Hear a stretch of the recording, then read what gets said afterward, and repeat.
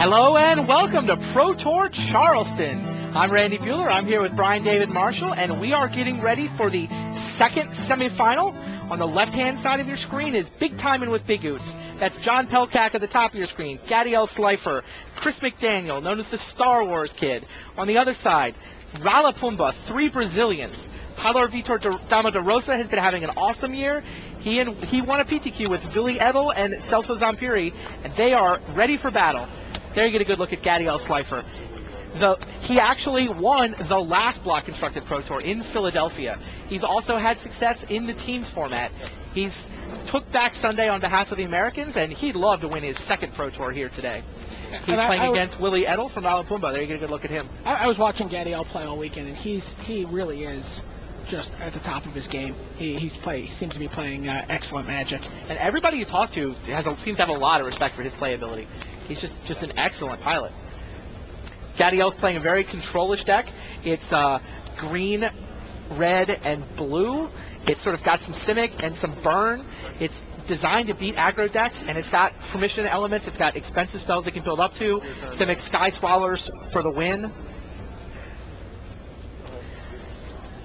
Gadiel he lost this matchup in the Swiss, but it looks like a matchup on paper that his deck was built to win, because Willie Edel is playing a Zoo deck. He's got red, green, white. He's got Watch Wolves and Celestia Guild Mages. That's what just hit the table there. He's got Burning Tree Shaman, Rumbling Slum, Lockstone on Hierarch. He's got a little Sun Forger mini theme. So that Guild Mage was remanded a turn earlier. We have to fix that. I'm not supposed to be audible. That's a must-fix problem. The Guild Mage was remanded, and then Gadiel Compulsive Research a turn later.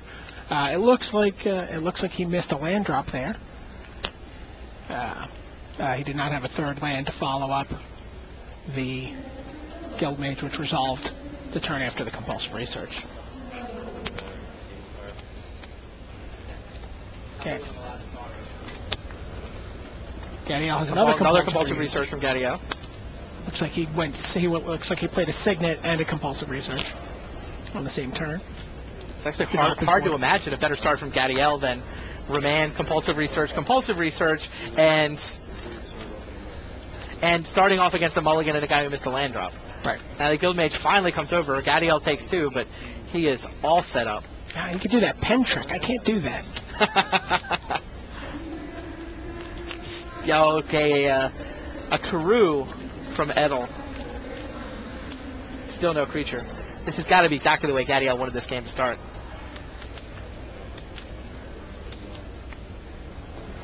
Meanwhile, on another table, Chris McDaniel getting his beat on with a Lockstone on Hierarch. Electrolyze? Yep, Electrolyze, kills the Guild Mage, draws another card. Got the old Arena Islands from Gadiel Slifer. It's a nice throwback. I think he was about 4 when those things were distributed. With his headband. He got 2 soccer jerseys. He's doubled up. He's been wearing the Dutch soccer jersey ever since they played a match against the Dutch team. Wessel Umans was wearing the Dutch soccer jersey. Gadiel was wearing his home country colors, Argentina. And you figure, what do you do when you play a soccer match? The World Cup. You swap shirts, right? He and Wessel traded shirts after they battled. And then he wore the Dutch colors. Yeah, he wore the Dutch colors all day.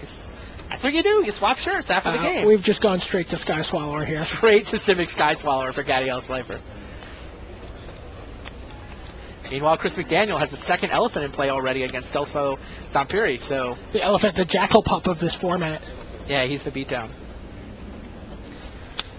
Rumbling Slum just gonna help Sky Swallower do its job. Crunch. 18-14 now. Yeah, the Argentinians and the Dutch actually play in the next game of the World Cup too, so there's a nice little rivalry. Subplot. Do we know what happened in the Japanese match? No, I know the Japanese team were disappointed that they were the early semifinal because their World Cup match was just ending as they were going on camera. I didn't hear how that turned out. Very international flavor at the Pro Tour. Definitely a lot of soccer. It was definitely on players' minds all weekend. Absolutely. I mean, it was on in the Players' Lounge. The Players' Lounge was packed every round. You could hear the cheers come up as goals were scored. World Cup may not be a big deal in America, but the rest of the world, it is the Super Bowl and the World Series. And another Rumbling Slum looks like it's going to get remanded. Gadiel had some other options there, but just was content to send it back. Edel discarding. Yeah, Gadiel's got a grip full of permission. He's got Simic Skyswaller going over. He is one turn from hanging up a W on behalf of Big Time and with Big Oots. There's the Magic 6. Gadiel just looked over at his teammates. No, Yeah, I got this one. I got this one. It's in his pocket.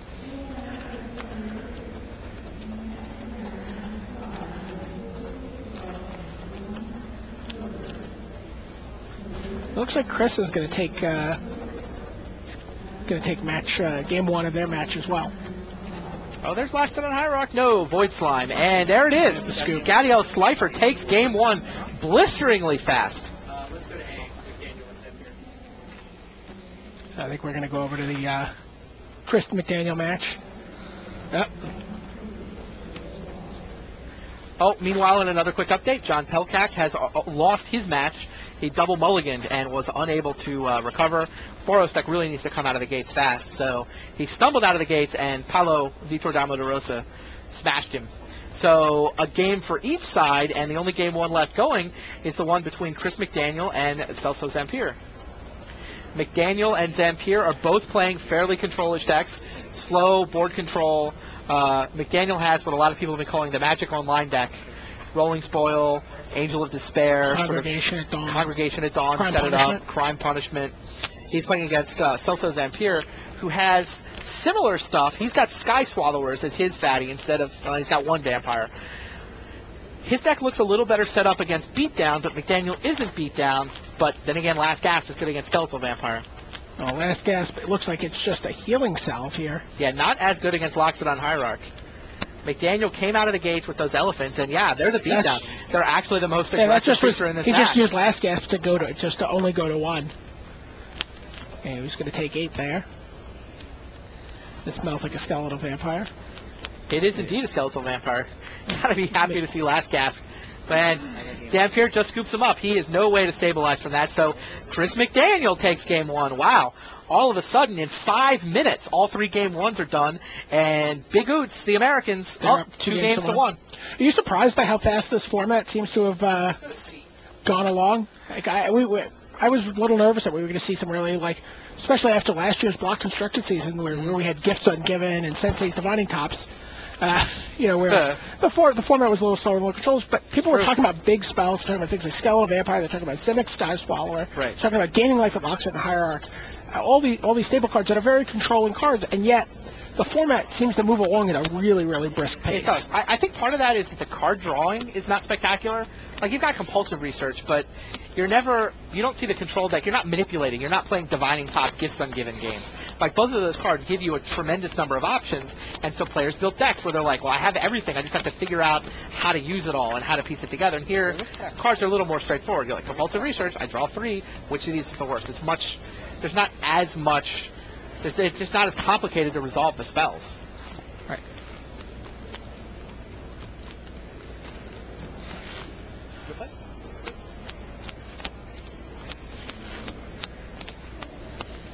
So here you get a good look at John Pelkak on the left of your screen. Damo de Rosa on the right of your screen. He's the guy that's top 32, top 4, off to just a blisteringly good start this year. He kind of reminds me a little bit of Jeffrey Cerrone when we were going into Pro Tour London. We start doing our little research for the top 8 of Pro Tour London, and we're money, oh, look at Cerrone. Money, yeah. I mean, at the time, we're like, oh, he had that top 8 in Columbus. We knew about that one, but when you started looking at it, you could see. You just realized he was just this consistent. Yeah.